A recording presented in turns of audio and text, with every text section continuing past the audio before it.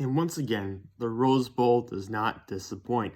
This is what we needed after two horrible college football playoff semifinal games the other day that were not entertaining and really weren't close in the second half. You get Utah 45, Ohio State 48. The Buckeyes kick a game-winning field goal with under a minute left, I think under 30 seconds left. And Utah, Cameron Rising, this great quarterback who came in, won the starting job like a little bit into the year and was playing so great for them, gets hurt, unfortunately, can't finish the game, gets knocked out late, so this guy Bryson Barnes comes in, goes 2 for 2 for 23 yards and a touchdown and a dime to Dalton Kincaid, a fantastic time for Utah. And that puts Utah on par with Ohio State towards the end of the game, 45-45. The Buckeyes get a good return.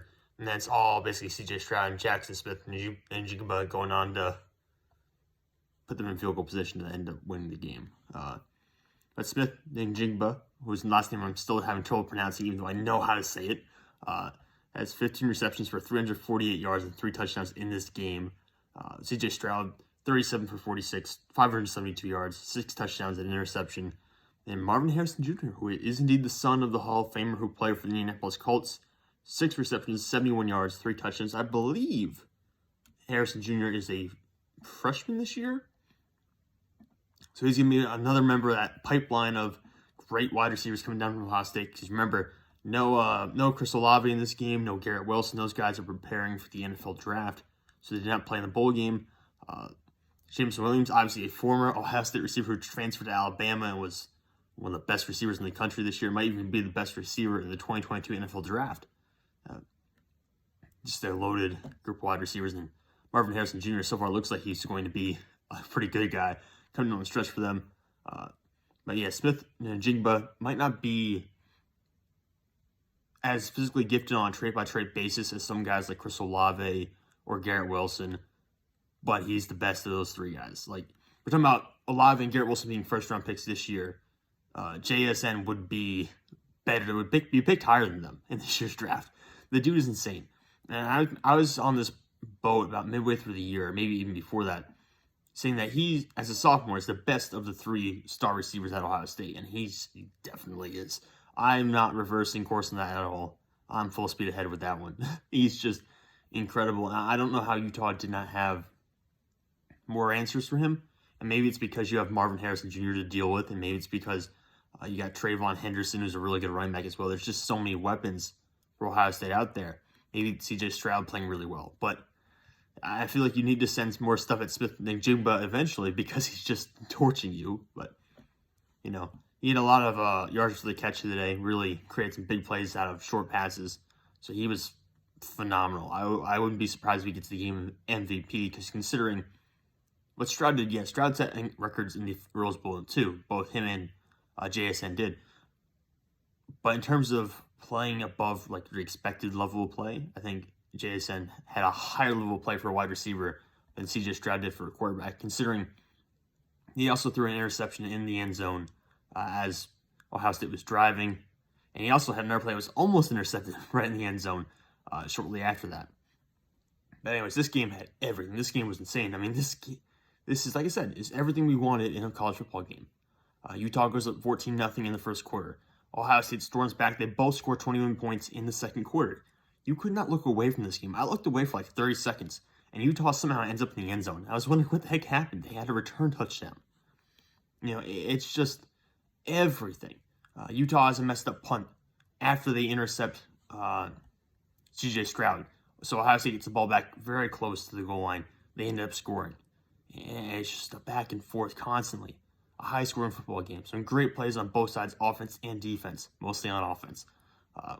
Cameron Rising was terrific today. I don't want to overshadow his performance. 17 for 22, 214 yards, 2 touchdowns, 11 carries for 92 yards, and a score.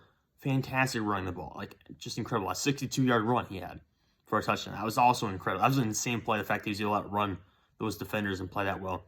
Tavion Thomas had a touchdown. He's the running back for Utah. 18 carries for 67 yards and a score. I mentioned Dalton Kincaid, 3 catches for 45 yards and a touchdown.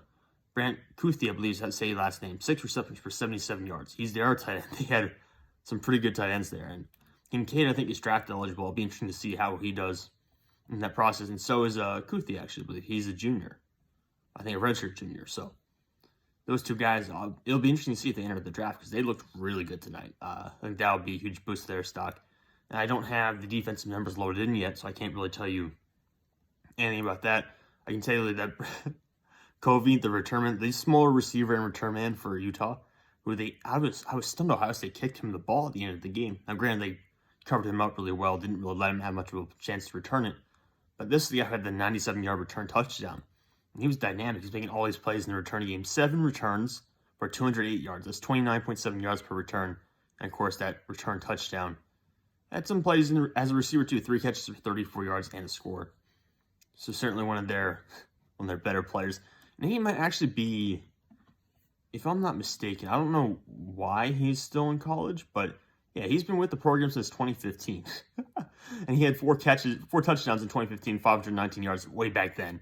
He's 24 years old right now and coming off his 5th season where he's recorded stats. I don't know where he was in 2016 or 2017. He doesn't have any stats during that time, but somehow he's still with Utah, which is kind of crazy to me.